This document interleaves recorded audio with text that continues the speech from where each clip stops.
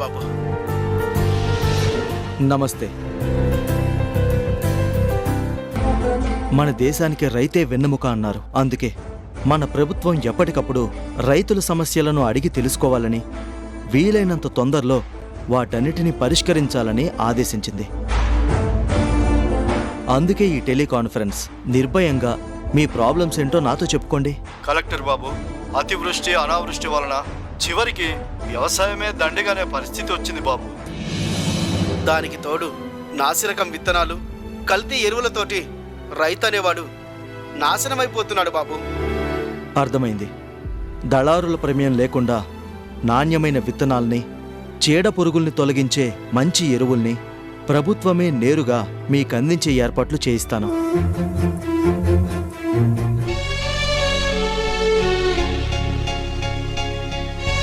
Collector Gopi గారు, ఈ project file మీద సంతకం పెడితే లాభాలతో పాటు మా కుటుంబానికి మంచి పేరు కూడా వస్తుంది.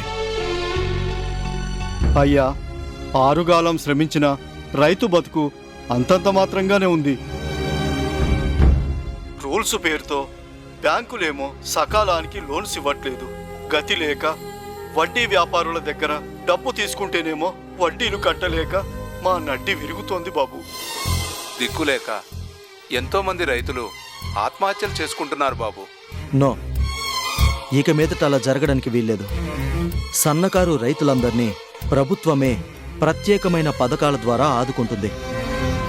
సున్నా వడ్డీలకే రుణాలను అందించి తప్పకుండా వ్యవసాయాన్ని ప్రోత్సహిస్తుంది.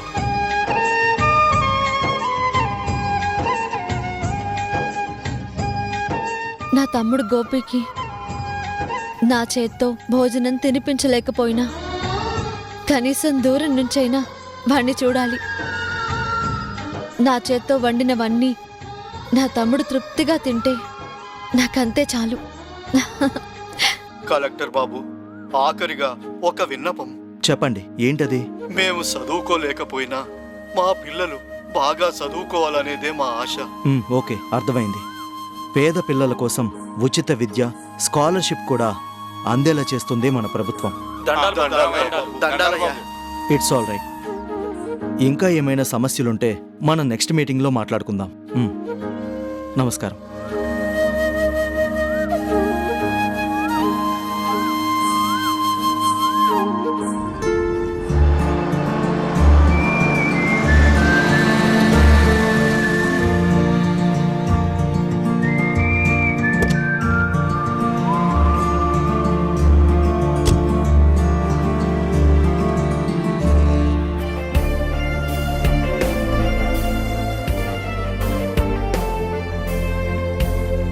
హర్ష గారు నమస్తే. రండి. సెక్యూరిటీ తీసుకో. అలాగే సార్. రండి సార్, రండి రండి సార్. సార్, కలెక్టర్ గారు కాన్ఫరెన్స్లో ఉన్నారు, మీరు కూర్చోండి. ఓకే, కూర్చోండి సార్. సెక్యూరిటీ, నువ్వు పద.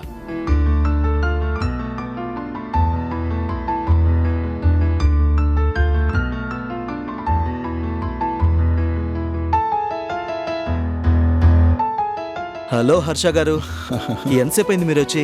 జస్ట్ ఇప్పుడే వచ్చాను. సారీ, ఇంత దూరం రప్పించి మీకు శ్రమ కల్పించాను. అయ్యో, అదేమీ లేదు. ఒక కలెక్టర్గా మీరు ఎంత బిజీగా ఉంటారో నేను అర్థం చేసుకోగలను.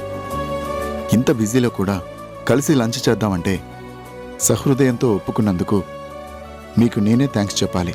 Please, no formalities. పదండి.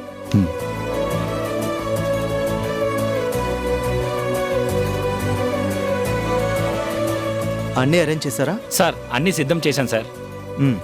హర్ష గారు కూర్చోండి.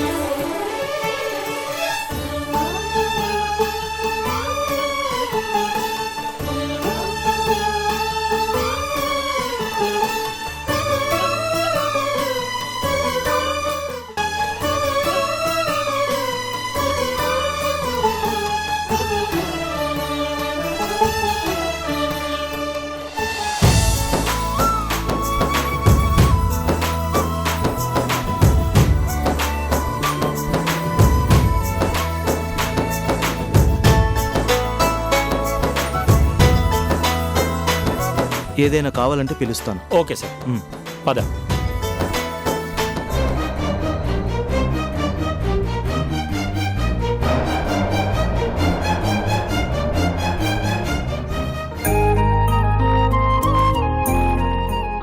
చాలు చాలు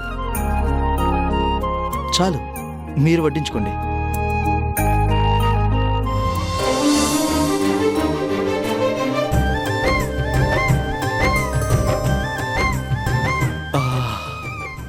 అబ్బా, బిర్యానీ గుమ్మగుమ్మలాడిపోతుంది. వంటంతా మా సిస్టరే కదా చేసింది. తనే చేసింది. మిమ్మల్ని కలవాలి అనుకుంటే ఆ అవకాశం ఈసారి కూడా మిస్ అయింది. హర్ష గారు, ఏం చేస్తాం, దేనికైనా టైం రావాలి కదా.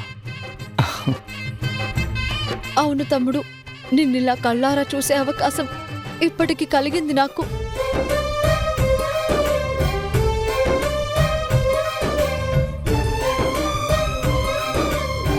గోపి గారు, ఏమైంది?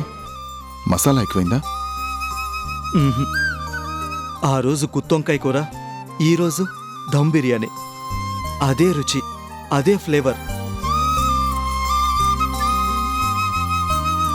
సిస్టర్ అని అభిమానంతో అన్నందుకు మా అక్కనే పదే పదే గుర్తు చేస్తుంది ఆవిడ.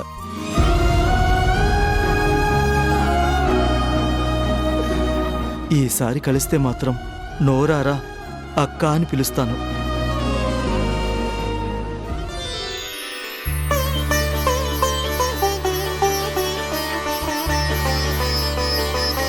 తమ్ముడు,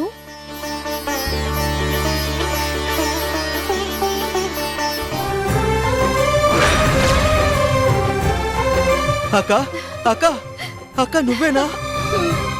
అవును నాన్న, గోపి నేనే. అక్క, ఎన్నేళ్ళైందక్క నిన్ను చూసి.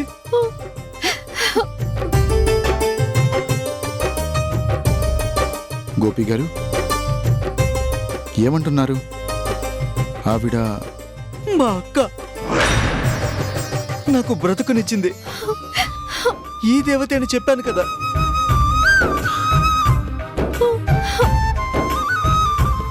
గోపి, నా చేత్తో నీకు భోజనం తినిపించాలని వచ్చాన్రా. అక్క, నీ చేత్తో గోరుముద్దలు తిని ఎన్నాళ్ళైందో తెలుసా? నిజంగా అది నా అదృష్టం. ఉండు.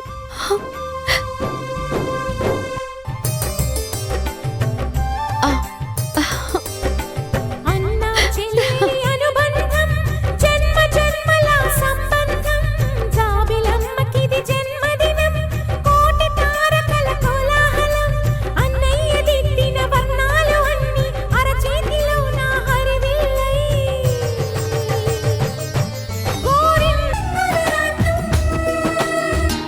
అంకుల్, బంతి ఎవరి చేతిలో నుంచి మిస్ అవుతే వాళ్ళు అవుట్ అయినట్టు, ఓకేనా? మిస్ అవ్వకుండా ఆడాలి.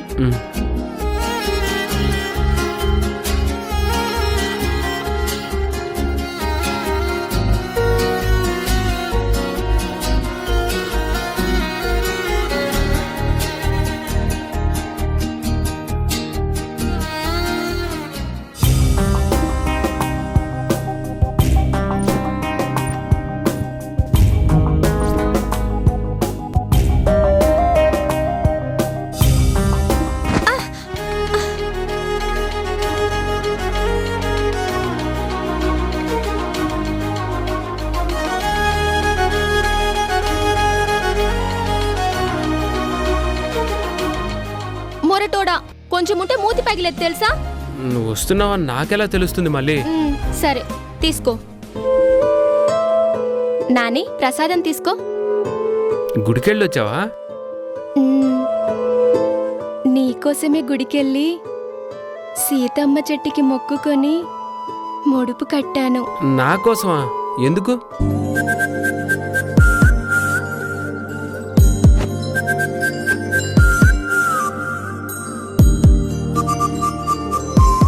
అబ్బా, ఎందుకంటే ఏం చెప్తాను.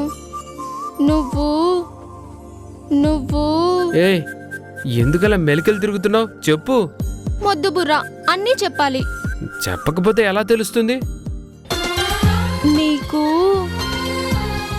నీకు నాకు నాకు ఏయ్, ఏంటి నీకు నాకు చెప్తావా వెళ్ళనా?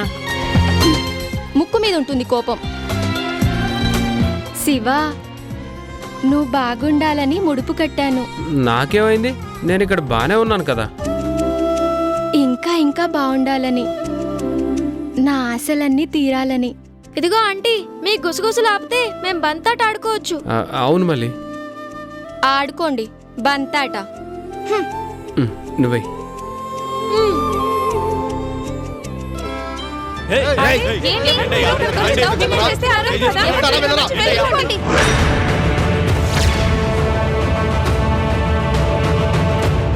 అయ్యో, హర్ష సార్ ఇంకా రాలేదే. వాళ్ళెవరో రౌడీలా ఉన్నారు.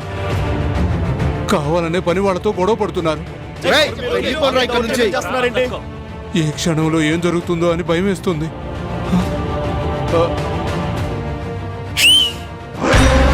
మీరు కొంచెం డోస్ పెంచండి రా. మర్యాదగా అందరి ఇక్కడి నుంచి వెళ్ళిపోండి. ఆ మాట చెప్పడానికి నువ్వెవరు? నోర్మయ్, ప్రాణాల మీద ఆశుంటే వండే. మా బాణాలు పోయినా సరే ఇక్కడి నుంచి కదలేదు లేదు. రే, కాళ్ళు చేతులు ఎరగొడతాం, జాగ్రత్త. రే కొట్రా, దమ్ముంటే ఏంట్రా ఎక్కువ మాట్లాడుతున్నావ్? కొట్రా, కొట్టు.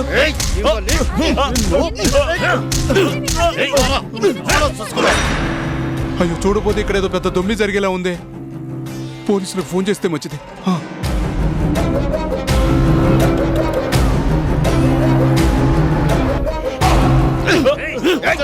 మా మీద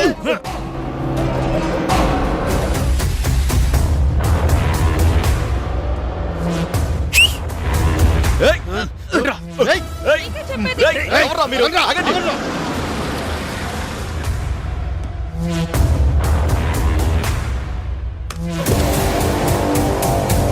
హర్ష సార్, సార్. గురుమూర్తి గారు, ఏం జరిగింది? అదిగో సార్, అక్కడ ఎవరో రౌడీలు కావాలనే మన వాళ్ళతో గొడవకి దిగారు. అందుకే భయం వేసి మీకు ఫోన్ చేశాను. మన క్వారీ మీదకు రౌడీలు రావటమా? ఎంత ధైర్యం!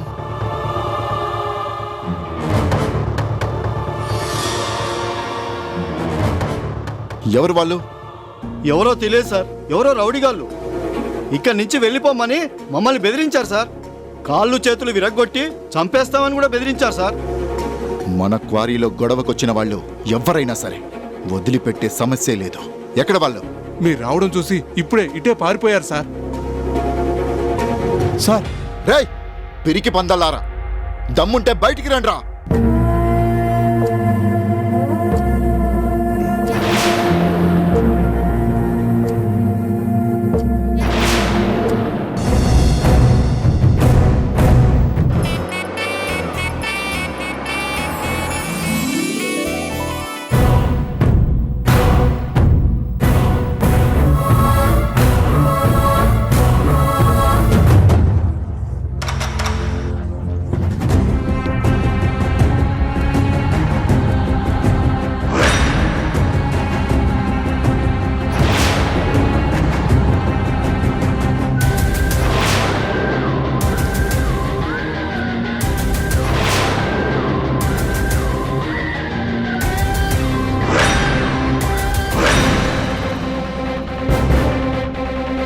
సార్, వాళ్ళ చేతుల్లో ఆయుధాలున్నాయి సార్.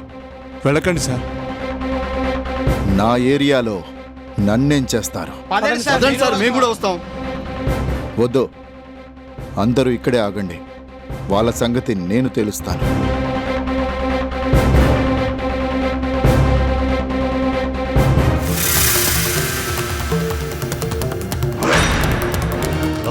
రా, చావుని వెతుక్కుంటూ నీ అంతటి నువ్వే రా.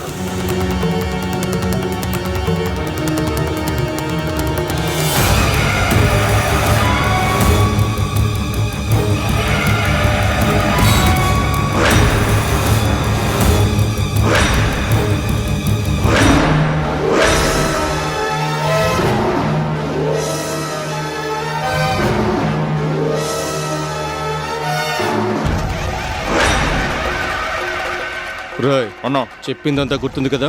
అంతా మీ ప్లాన్ ప్రకారం చేస్తామన్నా. సరే, పదరా. ఎవర్రా మీరు? రా. రేయ్ ఆగండ్రా.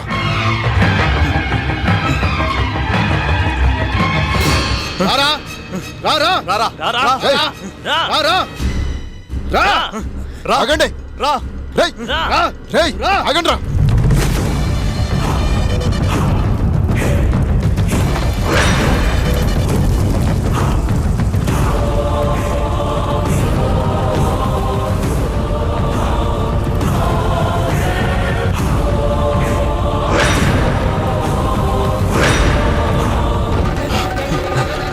రేయ్ రారా రా రారా ఆగండి రా రా రా రా రా రా రా రా రా రా రేయ్ ఆగండ్రా.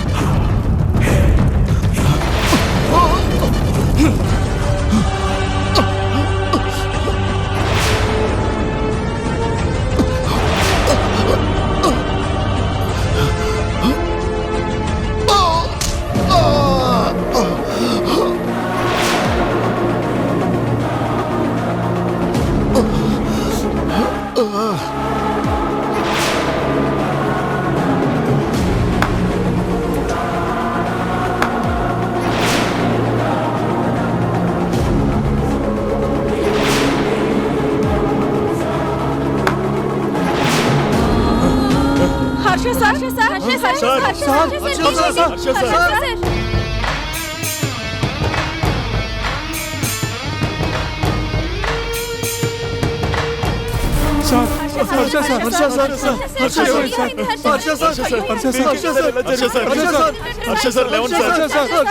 సార్ నువ్వు వెంటనే అంబులెన్స్ ఫోన్ చేయి. అలాగే మాధవమ్మ గారికి ఫోన్ చేసి విషయం చెప్తాను. రా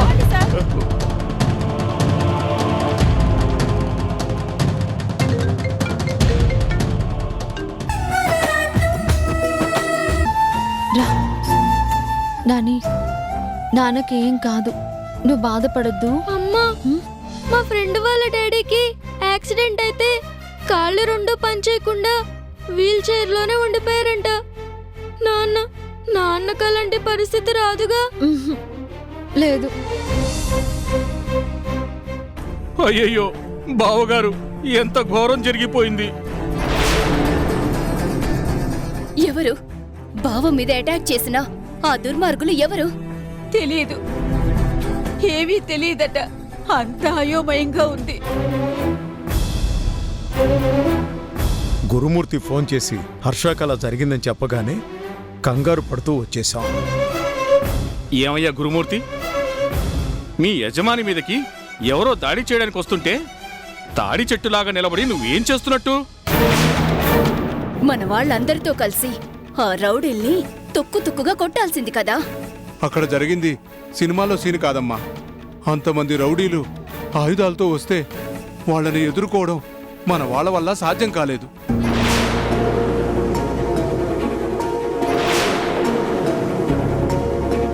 అందరూ చేతగాని దద్దమ్మలే. నేనే కనుక అక్కడుంటే వాళ్ళ చేతిలో ఆయుధాల్ని లాక్కొని వాళ్ళ మీదే తిరగబడి ఉండేవాణ్ణి.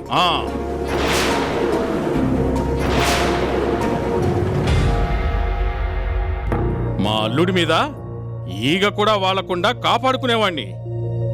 ఈ ప్రగల్భాలకేం తక్కువ లేదు, ఎన్నైనా చెప్తారు. సిస్టర్, ఆయనకి ఎలా ఉంది? రూమ్ లోకి షిఫ్ట్ చేశారు, వెళ్ళి చూడండి. పదండి, పద నాని.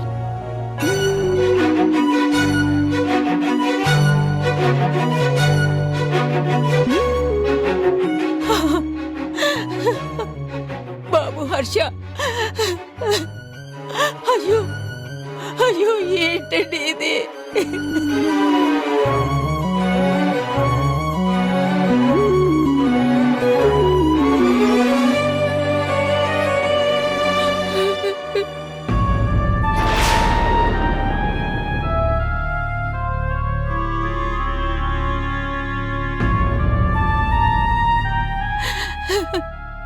నాన్న హర్ష,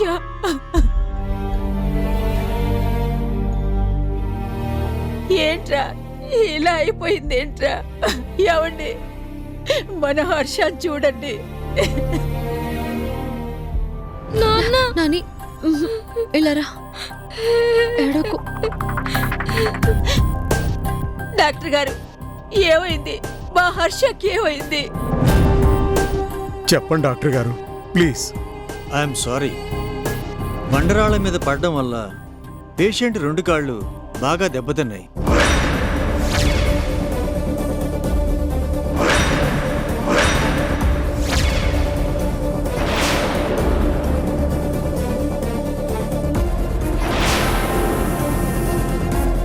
ఫ్యాటల్ ఇంజురీస్. అంటే మా అన్నయ్య లేచి నడవలేడా? ఇలా చెప్పాల్సి వస్తున్నందుకు నాకు కూడా బాధగానే ఉంది. కానీ ఒక డాక్టర్గా నేను ఎగ్జాక్ట్ కండిషన్ని చెప్పక తప్పదు. కొన్నాళ్ల పాటు హర్ష గారు లేచి నడవలేరు.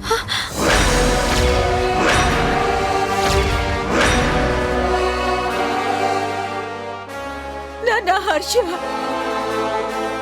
వీల్ చైర్లోనే ఉండక తప్పదు. నాన్న, నాన్న. అయ్యో భగవంతుడా, తల్లి లేని ఈ పసివాడికి కనీసం తన తండ్రితో సంతోషంగా ఉండే అవకాశాన్ని కూడా దూరం చేస్తున్నావా తండ్రి? ఓ మై గాడ్ బావా, నీకెంత కష్టం వచ్చింది. టిప్పు టాపుగా దొరబాబులా ఉండే నువ్వు చక్రాల కుర్చీకే అంకితమైపోతావా అల్లుడు? బా మీరు ఆగండి. డాక్టర్, కొన్నాళ్ళు అంటే ఎన్నాళ్ళు? నా కొడుకుని నేను ఇలా చూడలేకుండా ఉన్నాను.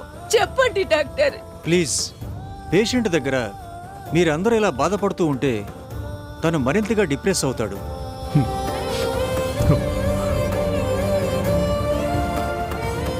డాక్టర్ గారు, ఆయనకి నేనున్నాను.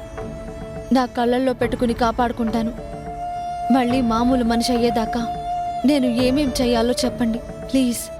కొన్నాళ్ల పాటు క్రమం తప్పకుండా మందులు వాడాలి. ఫిజియోథెరపీ చేయిస్తే మంచిది. ఇక మళ్ళీ లేచి నడవడం అంటారా, అది మీ అదృష్టం మీదే ఆధారపడి ఉంటుంది.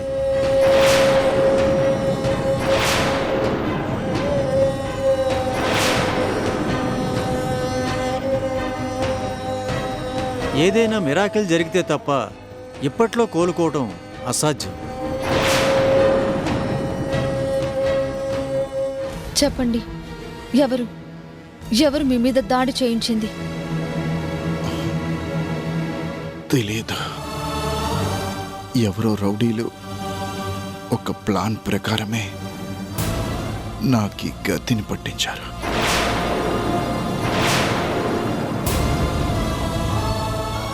హర్ష, నిన్నిలా చూడటానికేనా మేమింకా బ్రతుకుంది?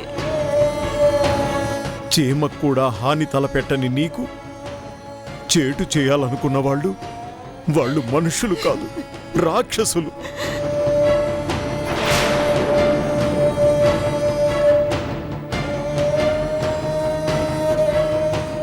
అలాంటి నీచులని దేవుడు చూస్తూ ఊరుకోడు. తప్పకుండా తగిన బుద్ధి చెప్తాడు.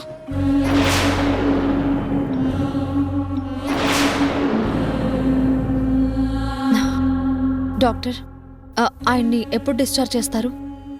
పేషెంట్ పరిస్థితిని బట్టి అంతా బాగుంటే రేపే ఇంటికి తీసుకెళ్ళొచ్చు.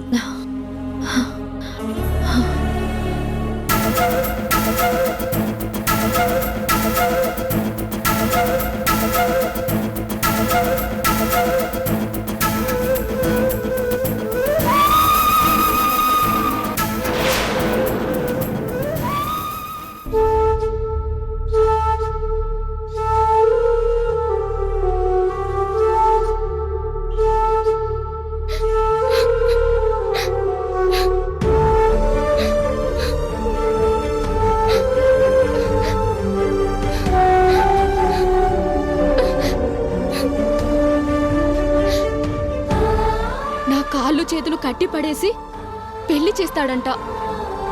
నేనేమైనా కొడ్డుననుకుంటున్నాడా?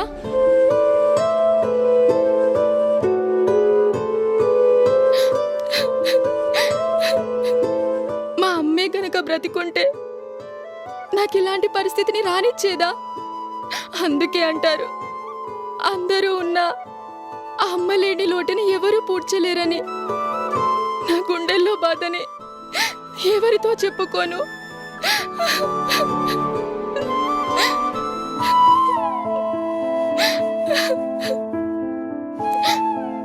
పిచ్చి మంచోడు నా శివ.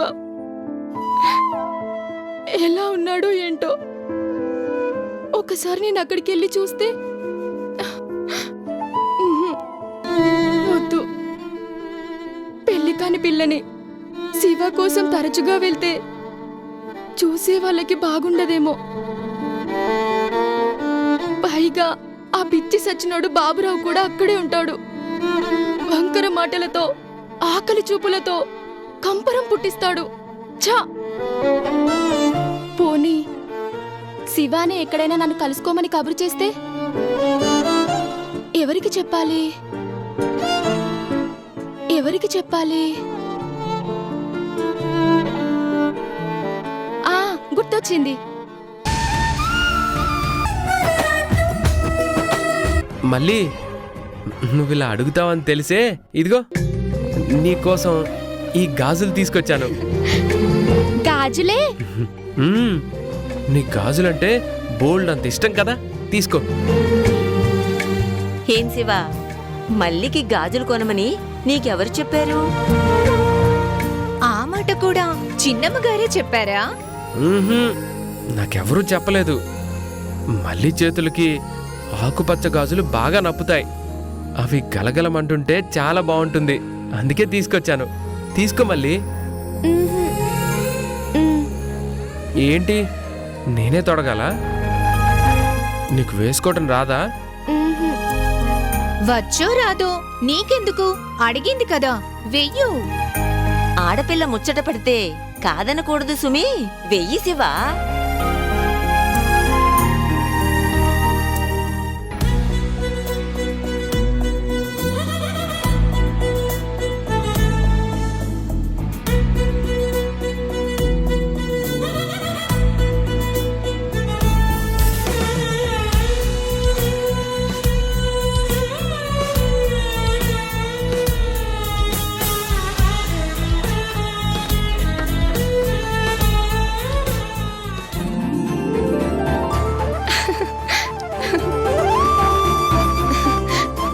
శివ, చాలా చాలా బాగున్నాయి.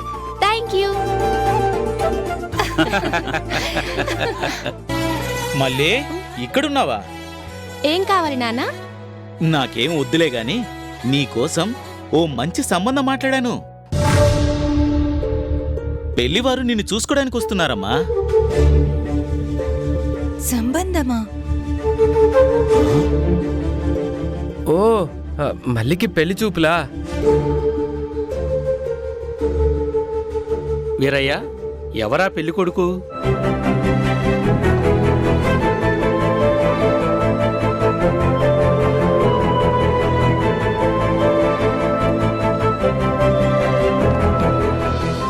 శివ, నాకు పెళ్లి చూపులంటే నీకేమీ అనిపించడం లేదా?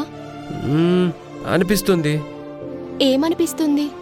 పెళ్లి చేసుకుంటే నువ్వు దూరంగా వెళ్ళిపోవాలి కదా. ఎవరితోనో పెళ్ళంటే అంతే కదా మరి. అయితే నువ్వు అసలు పెళ్ళే చేసుకోవద్దు. ఏ? ఏంటి ఏ? మీ నాన్నతో నేను చెప్తానులే. నిన్ను దూరంగా తీసుకెళ్ళిపోయే పెళ్ళి వద్దనే వద్దు అని చెప్తాను.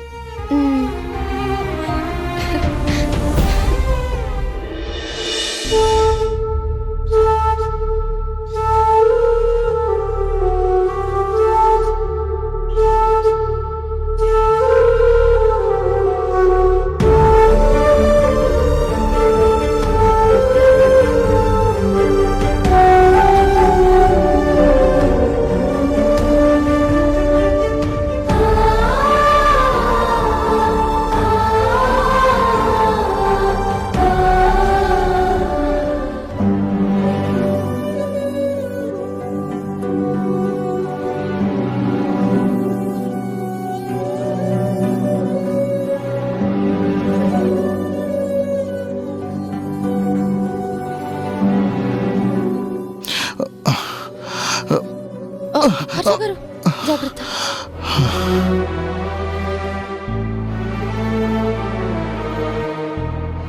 హర్ష గారు, ఏంటి సాహసం? నేను వచ్చేలోగానే ఇలా తొందరపడాలా?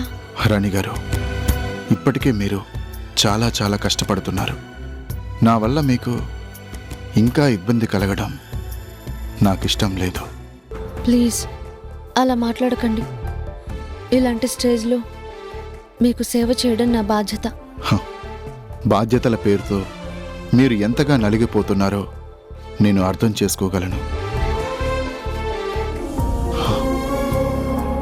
వద్దు, ఈ అవిటివాడి కోసం ఇక మీరు ఎలాంటి శ్రమ తీసుకోవద్దు. హర్ష గారు, డాక్టర్లు మీరు కోలుకుంటారు, మళ్ళీ మామూలుగా అయిపోతారని చెప్పారు కదా, ఇంకెందుకు ఇలా బాధపడుతున్నారు? బాధపడటం తప్ప నేను చేయగలిగిందేముంది? ఆ నిరాశావాదమే వద్దు అనేది. క్వారీలో జరిగింది ఖచ్చితంగా హత్య ప్రయత్నమే. అంటే తెరచాటున ఉన్న శత్రువులు అదంతా కుట్ర ప్రకారమే చేయించుంటారు.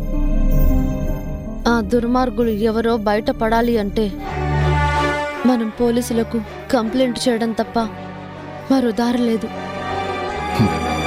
కంప్లైంటా? అనుమానాలు తప్ప మన దగ్గర ఏం ఆధారం ఉందని? ఈ నేరం చేసిన వాళ్ళు కావాలని ఆధారాలని వదిలిపెట్టి వెళ్లరు.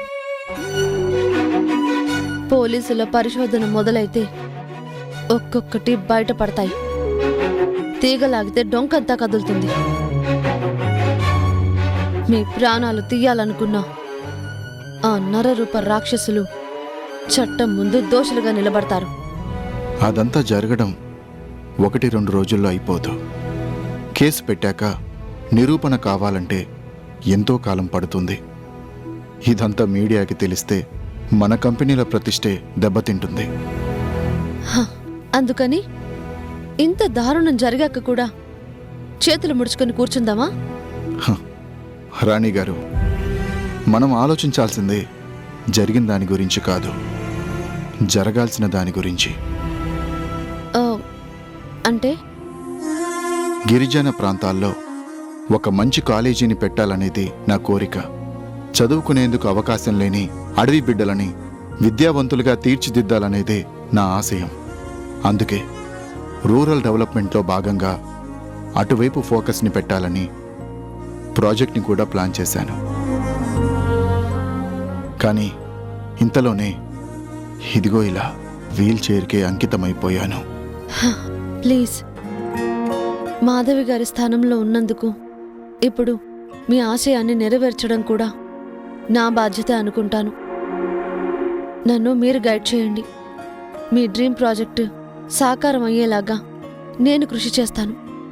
రాణి గారు, నా ఎమోషన్స్ని అర్థం చేసుకున్నందుకు thank you so much. Please, మంచి స్నేహితుల మధ్య థ్యాంక్ యూలు సారీలు ఉండకూడదు. చెప్పండి. ఎంతో మంది గిరిజనులు చదువుకోవాలనే ఆశ ఉన్నా దగ్గరలో కాలేజీలు లేక దూర ప్రాంతాలకి వెళ్ళలేక అడవుల్లోనే మగ్గిపోతున్నారు. అలాంటి వాళ్ళ కోసం మనం ముందుగా ఒక మంచి కాలేజీని ప్రారంభించాలి. ఆ పర్మిషన్ కోసం సిటీకి వెళ్ళి మినిస్టర్ గారిని కలవాలి. అలాగే, తప్పకుండా మీరు చెప్పినట్టే చేస్తాను. అది అనుకున్నంత తేలిక కాదు. రూరల్ కాలేజీ కోసం పర్మిషన్తో పాటు ప్రభుత్వం భూమిని కూడా ఇవ్వాల్సి ఉంటుంది. అందుకోసం లాభాపేక్షతో చాలామంది పోటీలో ఉన్నారని తెలిసింది. మనం నిజాయితీగా ఎలాంటి లాభాలు ఆశించకుండా కేవలం గిరిజనుల విద్యా వికాసం కోసమే ఈ ప్రాజెక్ట్ని చేపడుతున్నామని మంత్రి గారిని, కమిటీ సభ్యులను కూడా ఒప్పించాలి. అర్థమైంది. మీరేం వరీ కాకండి. మీ డ్రీమ్ ప్రాజెక్టు గురించి నేను పూర్తిగా స్టడీ చేస్తాను. మంత్రి గారు, కమిటీ మెంబర్లు ఎలాంటి ప్రశ్నలు అడుగుతారో ఊహించి వాటన్నింటికి సరైన జవాబులతోనే నేను సిద్ధంగా ఉంటాను. మనలో నిజాయితీ ఉంటే ఎదుటి వాళ్ళు ఖచ్చితంగా నమ్ముతారు అనేది నా విశ్వాసం. తప్పకుండా ఆ ప్రాజెక్టు మనకి వస్తుంది. మీరు రెస్ట్ తీసుకుంటారా? రండి. ఏం శివ, మళ్ళీ నీ గురించి ఏదేదో చెప్తోంది? నిజమేనా? నా గురించా? ఏం చెప్పింది? అదే బాబు, బంగారం లాంటి గాజుల్ని కొనిచ్చావట కదా.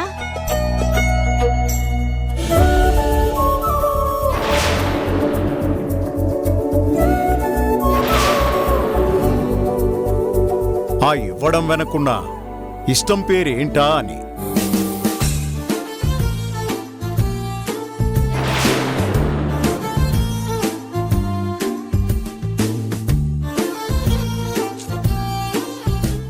ఇవి శివ కొనిపెట్టాడా?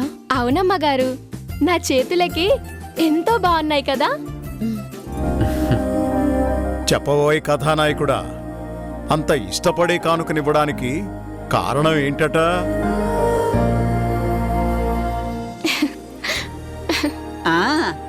మళ్ళీ నడిగితే చెప్పలేక సిగ్గుతో మెలికలు తిరిగిపోతుంది. నువ్వైనా చెప్పు శివా.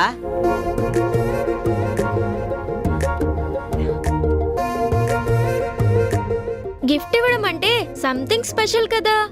చెప్పంకుల్, తను నీకు ఫ్రెండా, చుట్టమా, లేకపోతే ఏదైనా డాష్ డాష్ డాష్ ఉందా? చెప్పంకుల్.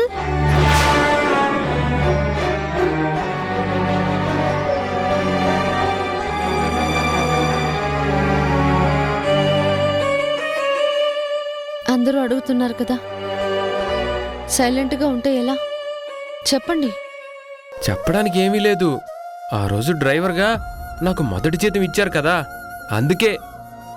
దిక్కుమొక్కులేని నన్ను ఇన్నాళ్లగా అభిమానం చూపించినందుకు వాళ్ళకేదైనా కొనివ్వాలనిపించింది.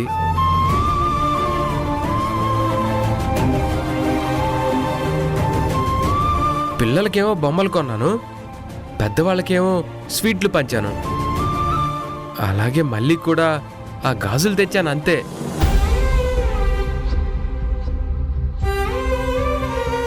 అంతేనా లేక ఇంకేమైనా ఉందా?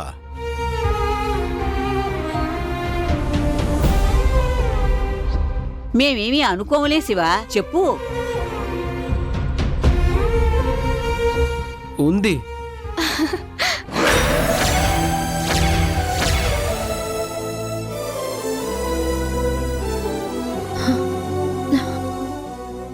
ఏమంటున్నాడు రాధా?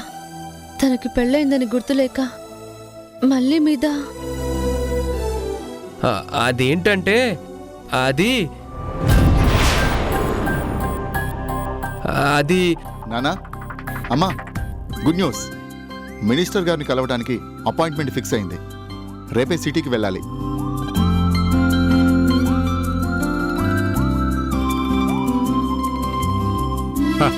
కంగ్రాచులేషన్స్ రా.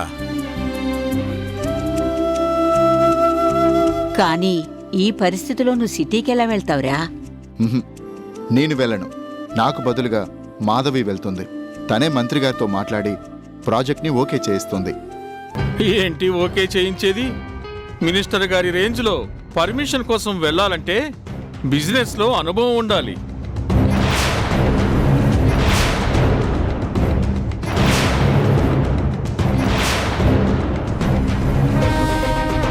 ఇంగ్లీషులో బల్ల గుద్ది మాట్లాడగలగాలి. ఇంటి దగ్గరుండే మాధవికి అవన్నీ ఏం తెలుసు? తనకి బదులుగా నన్ను, నా కూతుర్ని పంపిస్తే చిటిక వేసేలోగా శాంక్షన్ ఆర్డర్ కాపీతో సహా తిరిగొచ్చేస్తాం.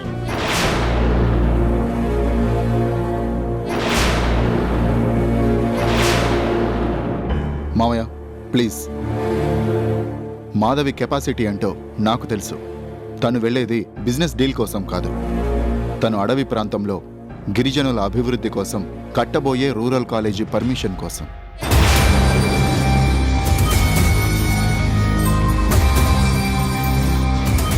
అక్కడ బల్లగుద్ది మాట్లాడితే పని కాదు. వాళ్ళు అడిగే ప్రశ్నలకి ఓపిగ్గా సమాధానాలు చెప్పాలి. మనం లాభాపేక్ష లేకుండా కేవలం గిరిజనుల విద్యా వికాసం కోసమే ఆ కాలేజీని కట్టాలనుకుంటున్నామని వాళ్ళని కన్విన్స్ చేయాలి.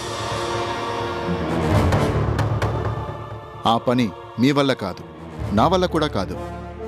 ఓర్పు సహనంతో పాటు నచ్చ చెప్పే నేర్పున్న వాళ్లే అందుకు అర్హులు. అది విన్నావుగా బాబురావు, ముందు చూపంటే అలా ఉండాలి. అయినా ప్రతి దాంట్లో దూరిపోవద్దని నీకెన్నిసార్లు చెప్పాలిరా? మాధవమ్మ గారు, క్షేమంగా వెళ్ళి లాభంగా రండి. అలాగే.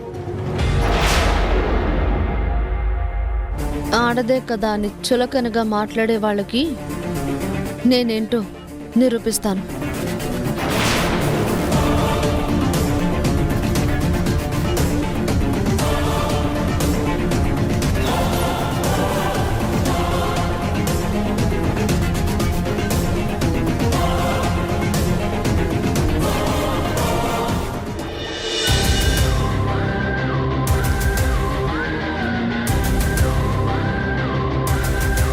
ఛ!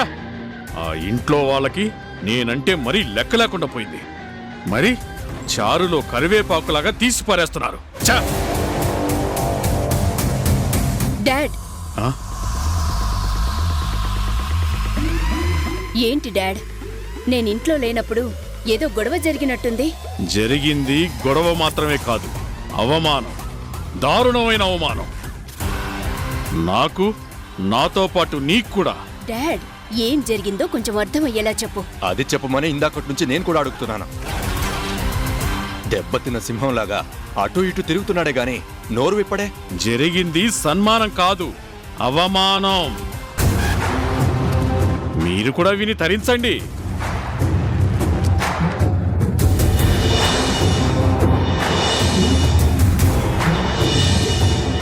అది జరిగింది. చాలు డాడీ, చాలు. సిచ్యువేషన్ ఇంత దాకా రావడానికి కారణం ఆ మాధవి. అవును, హర్ష చక్రాల కుర్చీకి అతుక్కుపోయాడనుకుంటే ఇప్పుడు బిజినెస్ మీద, ఇంటి మీద అన్ని అధికారాలు ఆ మాధవి గుప్పిట్లోకే వచ్చేశాయి. అవకాశం దొరికితే చక్రం తిప్పాలి అనుకున్న మన ఆశలన్నీ సర్వనాశనం అయిపోయాయి. నో, ఎట్టి పరిస్థితుల్లోనూ మనం ఓడిపోవడానికి వీల్లేదు. మీరు గెలవాలంటే ఆ మాధవి ప్రాణాలతో ఉండడానికి వీల్లేదు.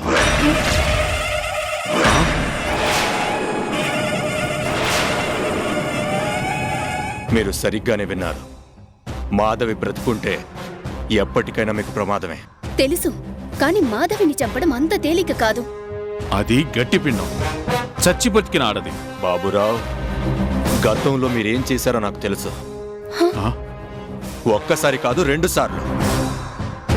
మీ ప్లాన్లు ఎందుకు ఫెయిల్ అయ్యాయో కూడా నాకు తెలుసు. సిద్ధప్ప గారు, అదంతా మీకు. కంగారు పడకండి. మీరు నేను ఇప్పుడు భాగస్వాములం. ఒక్కరికి ప్రాబ్లం వచ్చినప్పుడు మరొకళ్ళు సాల్వ్ చేసుకోవడమే మన మధ్య కుదిరిన ఒప్పందం. సరే, అన్నీ తెలిసిన మీ దగ్గర ఇక దాచాల్సింది ఏమీ లేదు. మా చేతికి మట్టంటకుండా ఆ మాధవి చచ్చి తీరాలి. That's all. సరే, ఆ మాధవి సంగతి నాకు వదిలిపెట్టండి. దాన్ని అడ్డు తొలగించే అద్భుతమైన ప్లాన్ని నేను సిద్ధం చేస్తాను. మీరేం చేస్తారో మాకు అనవసరం. వీలైనంత తొందరలో ఆ మాధవి చచ్చింది అనే శుభవార్తని మేం వినాలి. సిద్ధప్ప, ఈ జాబ్ నాకు తగిలేలా చూడు స్వామి. ఎవరొచ్చుంటారు?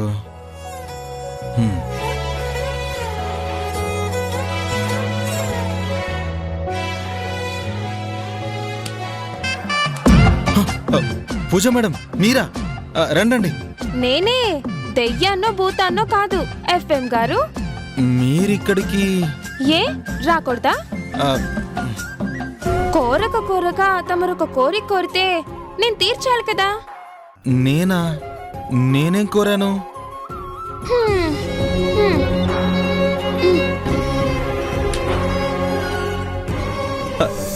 అమ్మా, నాన్నా, అమ్మా.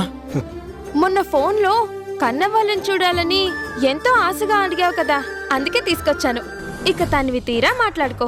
పూజ madam, thank you so much. Hello ముద్దపప్పు గారు, ఒట్టి థ్యాంక్స్ చెప్తే సరిపోదు. మంచి టైం చూసుకొని నాకు గ్రాండ్ పార్టీ కావాలి, ఓకే? మౌలమ్మ, నేను మా ఫ్రెండ్ ఇంటికి వెళ్ళొస్తాను. అట్టగే పూజమ్మ. Bye, see you. నానా రండి నాన్న. అమ్మా రామా, రా నాన్న, రండి రండి నాన్న. అది లైవ్ నాన్న. పర్లేదురా, నువ్వు మాకు మర్యాదలు చేయటం ఏంటి? అవును, ఫోన్ చేయకుండా సడన్ గా వచ్చారేంటి? పూజమ్మే వద్దందిరా. ఉన్నట్టుండి మమ్మల్ని చూడగానే నువ్వు ఆశ్చర్యపోవాలని చెప్పింది. అర్థమైంది. పూజా మేడంకి నాకిలా షాక్లు ఇవ్వడం అలవాటే. అవునరా ఆనందు, పూజమ్మ నువ్వు తరచూ ఫోన్లో మాట్లాడుకుంటారా? ఆహా, అదేం లేదమ్మా. లేకపోతే మంచిదేరా, కానీ ఉంటే మాత్రం ఆలోచించాల్సిందే. నాన్నా ఏమంటున్నారు? ఒరే అయ్యా, మనమేంటో మన బతుకులేంటో నీకు తెలుసురా. ఒరే, ఆకాశాన్ని అందుకోవాలని ఆశపడినంత మాత్రాన ప్రయోజనం ఉండదురా. రేయ్, అది మాత్రం గుర్తుపెట్టుకో. అయ్యో, నా మనసులో అలాంటి ఆలోచన లేదు నాన్న, నన్ను నమ్మండి. ఆనందు, ఇలా అంటున్నానని తప్పుగా అనుకో మాకు. ఇందాక పూజమ్మ నీతో అంత చనువుగా ఉండడం చూస్తే మాకే ఏదోలా అనిపించింది. ఈ విషయం హర్షబాబుకి తెలిస్తే అస్సలు బాగుండదు. లేదమ్మా, నా వరకు హద్దులోనే ఉన్నాను. పూజా మేడమే కొంచెం కాదు, మాకైతే చాలా ఎక్కువగానే అనిపించింది. ఆ వయసే అలాంటిది. అన్నీ సమానమే, అందరూ సమానమే అనిపిస్తుంది. కానీ ఊహలు వేరు, నిజాలు వేరు. ఒరేయ్, వాళ్ళు గొప్పోళ్ళు, మనం పేదోళ్ళం. చనువు చూపించింది ఆడపిల్లే అయినా జరగరాంది ఏదైనా జరిగితే తప్పంతా మగాడిదే అని నిందిస్తుంది ఈ లోకం. ఒరేయ్, ఇప్పటికే నువ్వు నిందపడి బయటికొచ్చేశావు. నీ కారణంగా తలదించుకొని మేం కూడా మెడపట్టి బయటకు గెంటించుకోవాల్సిన పరిస్థితి మాత్రం తీసుకురా మాకు, సరేనా?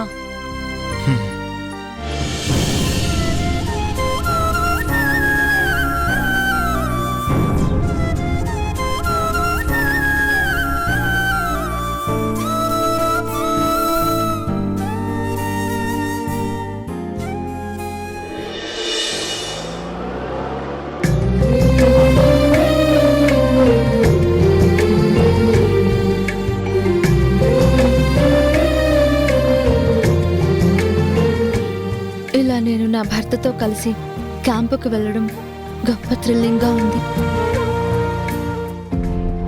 నా రాధాకి గతం గుర్తుకు లేకపోయినా తనతో ఈ ప్రయాణం జాలీగా అనిపిస్తోంది. నాలో పట్టరాని ఆనందం రెక్కలు విప్పుకుంటోంది. రాధా,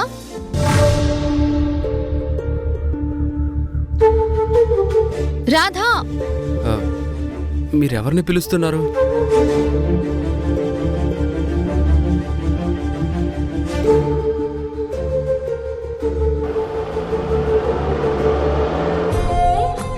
నిన్నే కారప్పమంటున్నా.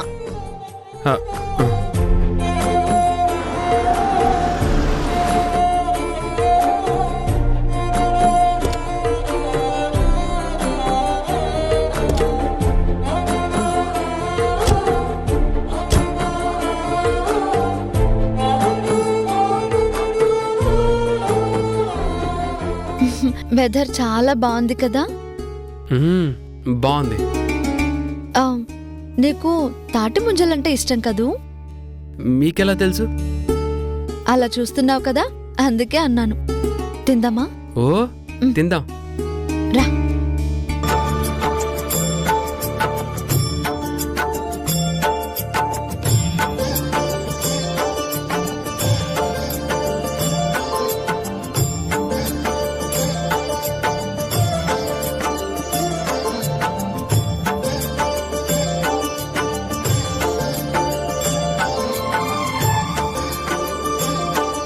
బాబాయ్, చెప్పండి బాబు. ముదుర్లొద్దు, లేత ముంజలే కావాలి. అట్టాగే బాబు, ఇస్తాను. ఇదిగోండి.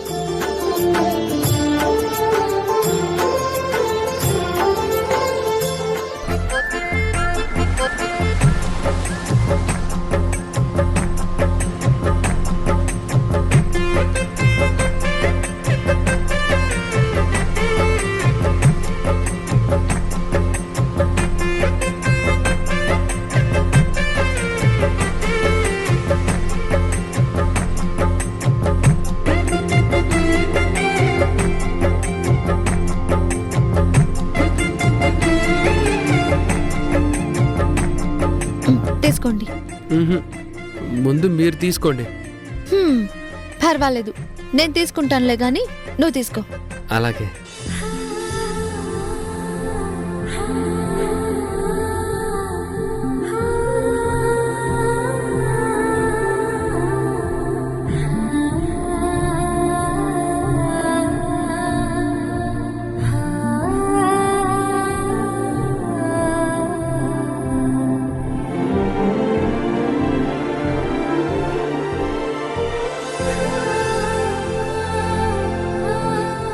ఇదిగో, ఎందుకంత ఆత్రం?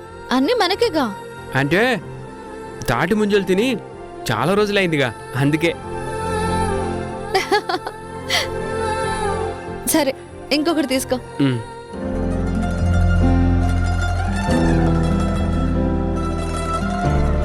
బాగున్నాయా? ఓ, లేతగా తీయగా భలేగా ఉన్నాయి.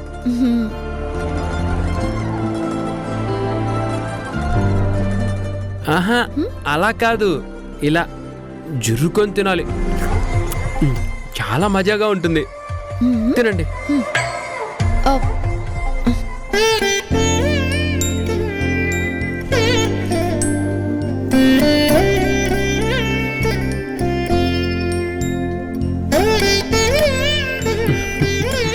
ఎందుకు నవ్వుతున్నావు? ఏం లేదు. పర్వాలేదు, చెప్పు. మీరు చిన్నపిల్లలాగా తింటున్నారు.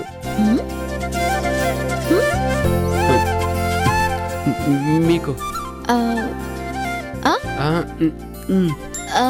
కింద.